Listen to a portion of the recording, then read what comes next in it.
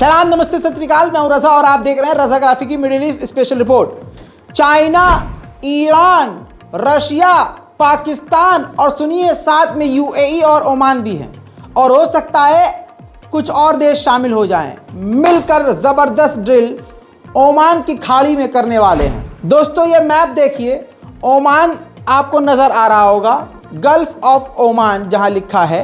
इस जगह पर ये कई देश मिलकर, जिसमें पाकिस्तान है, चाइना है, रशिया है और यूएई भी है। जी हाँ, यूएई जो अब तक हर जंगी मश्क से, जंगी तैयारों से दूर रहता था, खासकर ईरान से ये सभी देश जो एकदम चिपके हैं, दूर ही रहते थे, मैदान जंग में कभी एक साथ नहीं उतरते थे। लेकिन अचानक से बड़े बड़े देशों का ग्रुप ईरान के साथ मिलकर गल्फ ऑफ ओमान के इलाके में, समुद्री इलाके में ज़बरदस्त ड्रिल करने वाला है। इस ड्रिल का नाम है सिक्योरिटी बॉन्ड 2023।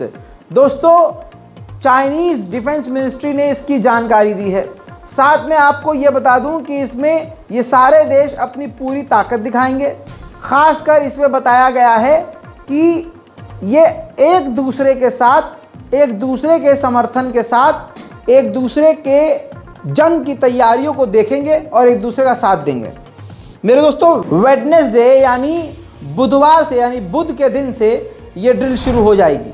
उधर दोस्तों ईरान की तरफ से आपके लिए एक बुरी खबर, चारशंबे सूरी नाम का त्यौहार यानी ईरानी नया साल। ईरान का कैलेंडर बिल्कुल अलग है, मैं पहले ही बता चुका हूँ अपने अनस्क्रिप्टेड चैनल पर। ईरानी नया साल मनाया गया ये पिछली 14 तारीख को। तब से लेकर अब तक बहुत बड़े बड़े कांड हुए हैं। लेकिन आपको ये बता दूं कि इस दौरान कहा जाता है चारशंबे सूरी, मतलब जब ये अपना न्यू ईयर मनाते हैं तो इसमें आग से भी खेलते हैं, त्यौहार है। तो आग से खेलने की वजह से पिछले 2 से 3 दिनों में अब तक 11 लोगों की झुलसकर मौत हो गई है। जी हाँ, आग लगने की वजह से, और 3600 से ज़्यादा लोग जल गए हैं, घायल हुए हैं। आग से खेलने का ये त्यौहार भी कहलाया जाता है। इसी तरह से ये तस्वीर देखिए, इसी त्यौहार के अंदर महिलाओं ने अपना प्रदर्शन भी घुसा दिया। जब वो आग जलाकर सेलिब्रेट करते हैं नया साल, तो महिलाओं ने उसी आग के अंदर अपना बुर्का और हिजाब और चादर उतार कर आग में डाल दिया। प्रदर्शनकारियों ने एक बार फिर से ईरान का बेड़ा गर्क करने का बेड़ा उठाया है। ईरान की राजधानी से लेकर अलग अलग हिस्सों में प्रदर्शन तेज हो गए हैं। ईरान के झंडे को ईरान के ही लोगों ने जलाया और खतरनाक आग का खेल खेला।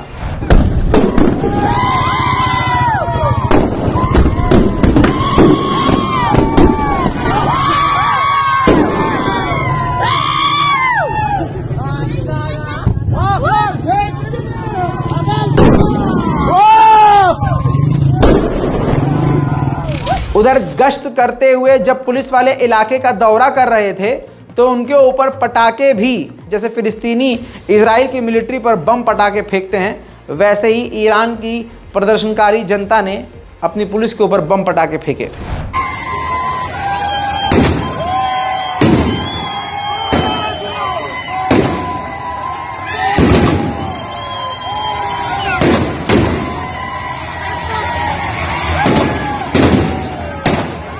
ताज़ा खबर यह है कि ईरान जहर वाले मामले में, इसमें 1000 से ज़्यादा महिलाएं, लड़कियां जहरीली गैस और जहरीला पानी पीने की वजह से मौत के मुंह में चली गई थी। कार्रवाई करते हुए अब तक 110 लोगों को इस मामले में गिरफ्तार ईरान कर चुका है। ईरानियन स्कॉलर्स ने कहा है कि ईरान और सऊदी अरब की जो चीन ने दोस्ती और डील करवाई है, ये काफ़ी अच्छी है, लेकिन जल्दबाजी नहीं करनी चाहिए। इस डील को पहले ज़मीन पर उतरना चाहिए, लागू होना चाहिए, हमें सब्र करना चाहिए।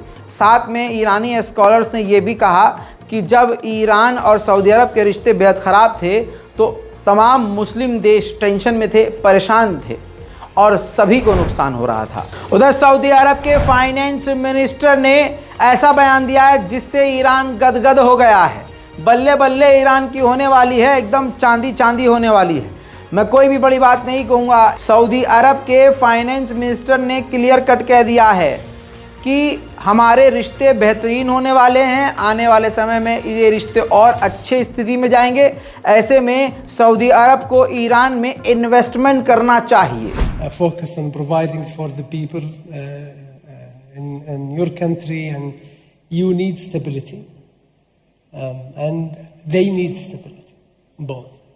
And I think there are a lot of opportunities in Iran, and we provide a lot of opportunities for them, as long as goodwill continues. सुभान अल्लाह। दोस्तों, इस रिपोर्ट के बाद बता दूं कि सऊदी अरब का एक और ऑफिशियल बयान आया है, जिसमें सऊदी अरब ने कहा है कि हमें उम्मीद है कि ईरान से हम और भी बातचीत करते रहेंगे, बल्कि हर मुद्दे पर एक दूसरे से लगातार डायलॉग जारी रखेंगे। वहीं सऊदी अरब ने ये भी कहा है कि हमारी और ईरान की बातचीत एग्रीमेंट करवा कर चाइना ईरान से भी फ़ायदा उठाएगा। उधर दोस्तों, ईरान भी दोनों हाथ खोलकर अपने भाई को सीने से लगाने के लिए तैयार है। सोचिए, सऊदी अरब को खुद ही कह दिया है, स्टेटमेंट जारी किया है ईरान ने ऐलान किया है कि सऊदी अरब के लिए वो अपनी सारी फ़्लाइट्स को रिज्यूम करना चाहता है, चलाना चाहता है दोबारा से। सऊदी अरब से ईरान और ईरान से सऊदी अरब की जो कनेक्टिविटी है, जो जहाज़ का प्रचलन है, वो शुरू करना चाहता है। ईरान परमिशन का इंतज़ार कर रहा है सऊदी अरब की। अमेरिका एक बार फिर से अपनी झेप मिटाते हुए बयान दे रहा है। अमेरिका ने ईरान और सऊदी अरब की दोस्ती पर बोला है। अमेरिका के विदेश मंत्री एंटोनी ब्लिंकन ने कहा कि ऐसा कोई भी कदम जिस कदम से क्षेत्र में टेंशन ख़त्म हो और कम हो, वो हमारे लिए बेहतर है। उधर सऊदी अरब के ऑफिशियल्स ने बहुत साफ बात बोली है। सऊदी अरब के ऑफिशियल्स ने कहा है कि चाइना के जो राष्ट्रपति हैं शी जिनपिंग, उन्होंने पिछले साल कहा था हमसे, सऊदी अरब से, कि हम आपकी ईरान की बातचीत करवाना चाहते हैं, मीडिएशन करवाना चाहते हैं। तो हमने 1 साल पहले चाइना को हरी झंडी दिखाई थी कि ठीक है, आप बातचीत कराइए। 1 साल की कोशिशों के बाद शी जिनपिंग की आज ये दिन आया है, ये कामयाबी मिली है। जैसा मैंने आपसे कहा, सऊदी अरब और ईरान की दोस्ती होते ही बड़े बड़े देश बिल्कुल ईरान के आगे नतमस्तक से हो गए हैं। अब ये ताज़ा तस्वीर देखिए, ईरान के ये हाई लेवल के अफसर हैं जिनको यूएई ने इनविटेशन दिया था। अब आप देखिए, यूएई के साथ यूएई के डिप्लोमेट ने जो इनको इनवाइट किया है, ये इन्होंने इनसे हाथ मिला लिया है। ईरान और यूएई ने भी हाथ मिला लिया है। अब इकोनॉमिक, फाइनेंशियल, बैंकिंग सेक्टर और सिक्योरिटी सेक्टर पर अब यूएई और ईरान भी बहुत जल्द इंशाल्लाह साथ होंगे। उधर अमरीकी सेनेटर्स ने, कानून मंत्रियों ने एक कानून पेश किया है संसद में। उसमें यह है कि अगर सऊदी अरब ह्यूमन राइट का उल्लंघन करे तो बाइडेन सरकार उसका विरोध करे और उसके खिलाफ बयान दे। उधर इजराइल ईयू पर भड़क गया है। यूरोपीय यूनियन पे बुरी तरह से इजराइल भड़का है। जानकारी के लिए बता दूं कि यूरोपीय यूनियन के फॉरेन पॉलिसी के चीफ ने एक बयान दिया, जिसमें उन्होंने कहा कि जैसे इजराइल फ़िलिस्तीनियों को मार रहा है, वैसे ही फ़िलिस्तीन के लड़ाके भी इजराइल यहूदियों को निशाना बना रहे हैं। ये दोनों एक जैसा काम कर रहे हैं। बस इतना कहना था कि इजराइल भड़क गया। इजराइल ने कहा कि नहीं, हम उनके जैसे नहीं हैं, वो फ़िलिस्तीनी नहीं, वो आतंकवादी हैं, वो अरब आतंकवादी हैं, उनको हमसे मत मिलाइए। इतना ज़्यादा नेतन्याहू की सरकार भड़की कि नेतन्याहू की सरकार ने यूरोपीय यूनियन को कह दिया कि आप हमारे मामलात से ही दूर रहो। पूरे यूरोपीय यूनियन को ही मना कर दिया कि भाई साहब, अपनी नाक हमारे मामले से दूर रखो। और फॉरेन पॉलिसी के चीफ जो हैं ईयू के, उनको मना कर दिया कि आप इजराइल नहीं आएंगे। हाल में ही वो इजराइल पहुंचने वाले थे, लेकिन इनको मना कर दिया इजराइल ने। उधर जर्मनी की राजधानी बर्लिन नेतन्याहू पहुंचे थे, इजराइल के प्रधानमंत्री, और उनको लगभग 1 हफ्ता वहां रहना था, लेकिन उनकी सिक्योरिटी को ख़तरा हो गया, उनकी जान को ख़तरा हो गया। वहाँ के लोग भी उनके खिलाफ प्रदर्शन कर रहे थे और ईरान इस वक्त काफ़ी ताकतवर है। ऐसे में तुरंत आईडीएफ ने, इजराइल डिफेंस फोर्सेस ने तुरंत ही वो पीरियड पूरा होने से पहले ही नेतन्याहू को वापस इजराइल बुला लिया। उधर नेतन्याहू और मजबूत हो गया है। ये देखिए, जो यहूदी खिलाफ थे, जिस वजह से प्रदर्शन कर रहे थे, जिस कानून की वजह से, वो प्रदर्शन फेल हो गया है। जी हाँ, कानून पास कर दिया गया है। अब कोई भी सुप्रीम कोर्ट, हाई कोर्ट, कोई सा भी कोर्ट हो, कोई भी आदेश अगर कोई जारी करेगा, नेतन्याहू अपने ही दम पर, अपनी सरकार के दम पर उस फैसले को, कानून के फैसलों को बदल सकेंगे। साथ ही इस बात का भी फैसला कर दिया गया है, फैसला सुना दिया गया है कि सेटलर्स यानी यहूदियों के लिए फ़िलिस्तीनियों के मकानों को तोड़ा जाएगा और बेघर किया जाएगा। ये यहूदियों और फ़िलिस्तीनियों के लिए एक बड़ी बुरी खबर है। उधर इजराइल ने जानकारी दी है कि हिजबुल्लाह के एक फाइटर ने बॉम्ब वाली जैकेट पहन के हमारे बॉर्डर के इलाके में घुसने की कोशिश की, जिसको हमने गोली मारकर कत्ल कर दिया।